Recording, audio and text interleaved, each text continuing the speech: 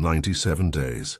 That is how long Nancy Guthrie had been missing when a man, with a small YouTube channel, pointed his camera toward a patch of Tucson desert and accidentally stopped the entire country, because for a few hours on the morning of May 7th, people believed the search might finally be over, and what investigators found instead somehow made the case feel even darker.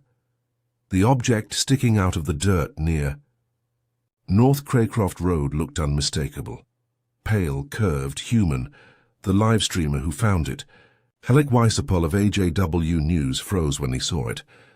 Then he called police. Within minutes, yellow tape wrapped around the desert floor. Officers photographed the soil.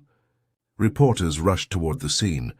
And families across America watched the same terrifying possibility form in real time. The location sat roughly 7 miles from Nancy's home in the Catalina foothills. 7 miles. That distance matters, because it immediately forced people to imagine a possibility. Investigators had spent nearly 3 months trying not to say out loud that Nancy had never left Tucson at all, that she had been hidden nearby the entire time. One officer reportedly told Weissapol the remains appeared at least 50 years old. Then came the official statement from Tucson police spokesperson James Horton. The bone was human, but this was not a homicide investigation. It was being classified as a prehistoric anthropological discovery involving the University of Arizona and the Pima County Medical Examiner, not modern ancient, and that single clarification changed the emotional temperature of the entire country almost instantly. Relief arrived first, then confusion, because if the remains had nothing to do with Nancy, then where exactly was she? And more importantly, who had managed to make an 84-year-old woman disappear so completely that even false alarms now felt like national events? That question becomes harder to answer the deeper this case goes, because almost every development in this story has come attached to another contradiction, including the behavior of Nancy's own daughter, Savannah Guthrie. The day before the bone discovery, Savannah quietly walked off the set of the Today Show 90 Minutes into the live broadcast. Co-anchor Craig Melvin calmly told viewers she had to leave early and would return tomorrow. Most people barely noticed, but people following the case noticed immediately because it had happened before. Weeks earlier, during a segment involving Anne Hathaway, Savannah abruptly disappeared after a commercial break, and Hoda Kotb filled the seat without explanation. Producers never addressed it publicly. Then it happened again on May 6th, exactly 8:30 in the morning, exactly 30 minutes before the show ended, and according to a Daily Mail insider, NBC allegedly has an internal protocol specifically for developments in Nancy's case. A phrase, a signal. If producers tell Savannah she is needed off set immediately, it allegedly means there has been movement in the investigation, and she must be briefed privately before the story reaches air. That detail changes the emotional meaning of every abrupt departure completely, because now viewers go back and look at every smile, every transition, every segment toss, and wonder exactly how long the gap existed between what was being said on camera and what producers already knew. Backstage, that sequence is deliberate, and Savannah herself has revealed almost nothing publicly beyond carefully measured statements and emotional social media posts. Silence, controlled language, minimal detail, silence. That word appears repeatedly around this family, and it is not accidental. It was chosen by people who understood very early that every sentence spoken publicly could shape the direction of the investigation. If you have ever been on the receiving end of carefully rehearsed language from someone who already knows more than they are saying, you understand precisely what that restraint conceals.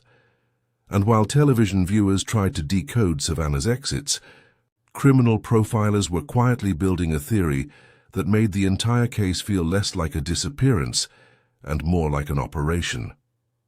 On May 6th, News Nation aired a special report hosted by Brian Enton, featuring 3 of the country's best-known criminal profilers. What they described was not impulsive, not chaotic, not random.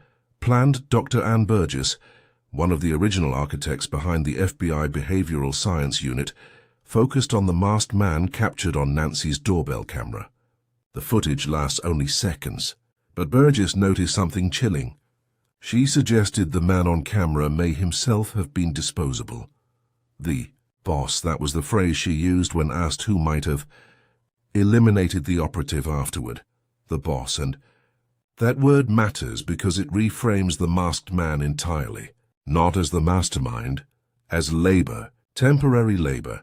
Dr. Gary Brucato pushed the theory further. He described the suspect's weapon handling as amateur hour, noting the pistol appeared tucked into the waistband, without a holster, a style former Arizona Department of Public Safety. Lieutenant Dave Smith, identified as Mexican Carry Brucato, believes the visible suspect may have been hired, specifically because he was expendable, someone disconnected enough from the true planner that his disappearance afterward would sever the chain permanently. That is not the move of someone improvising. It lands entirely on its own. Then came another detail. Investigators reportedly have considered for weeks. The front and back doors may have involved different people. The masked figure approached the front, while the rear doors had allegedly been propped open. 2 entry points, 2 operatives, former FBI agent. Jennifer Coffin-Daffer analyzed the footage frame by frame and noticed the suspect moved directly toward the camera with his head lowered. He knew exactly where it was. That knowledge comes from preparation or instruction, and suddenly the case transforms from an abduction to something colder.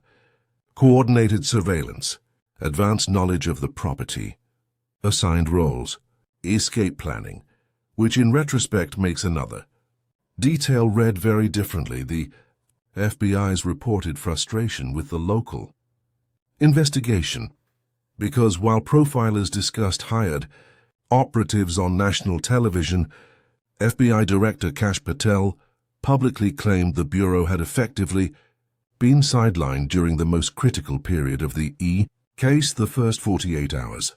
Patel said the FBI had aircraft ready to transport DNA evidence directly to Quantico the same night it was collected. Instead, according to Patel, the evidence was sent to a private lab in Florida and allegedly remained there for 11 weeks before eventually reaching FBI laboratories in April. 11 weeks. In missing persons investigations, time is not abstract. Time is evidence degrading, witnesses forgetting, digital trails disappearing, vehicles crossing state lines, phones being destroyed.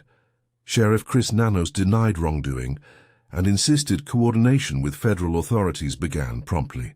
But the public damage had already happened because the argument exposed something deeply unsettling underneath the investigation. The agencies searching for Nancy do not appear to fully trust each other, and Sheriff Nanos entered this national case carrying his own history. Records later surfaced showing 8 suspensions during his earlier career with the El Paso Police Department, before he resigned in 1982 in lieu of termination. Allegations included excessive force, false statements, gambling, and threatening a witness. Suddenly, the man overseeing America's most watched missing persons case was simultaneously fighting questions about his own credibility. That sequence is not accidental, either, because public trust in this case has eroded precisely as the theories surrounding it have become more complicated, and nowhere is that more visible than inside the family itself. An investigative reporter named Jonathan Lee Riches posted claims on X, alleging that Nancy's daughter Annie had asked her mother for money before the disappearance and had been refused. He further claimed someone was already planning to move into Nancy's home. Those allegations remain unverified.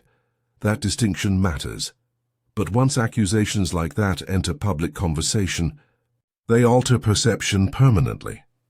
Every family interview starts sounding different.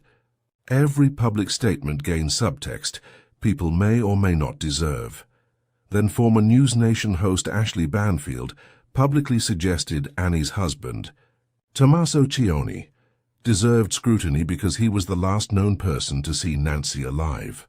He reportedly walked her to the door around 9:50 that evening and watched her enter safely before leaving. Again, investigators publicly cleared the family, but Sheriff Nanos complicated things with one sentence during another interview. Nobody is cleared. Nobody. That word was not accidental. It was chosen by someone fully aware of what it would do to public suspicion. And once that phrase entered circulation, every family member began existing under a cloud they could neither control nor fully escape. But the most disturbing theory in this case may not involve the family at all. It may involve the border. Nancy disappeared. From a home located roughly 60 miles from Nogales, Mexico, former Arizona DPS Lieutenant Dave Smith said his instinct in major crimes near Tucson immediately turns south because crossing into Mexico dramatically complicates American law enforcement efforts. Then came the ransom letters. One anonymous letter sent to TMZ claimed Nancy was dead. Another claimed the writer had personally seen her alive in Sonora, Mexico. No verification, no proof, but enough uncertainty to keep the theory alive.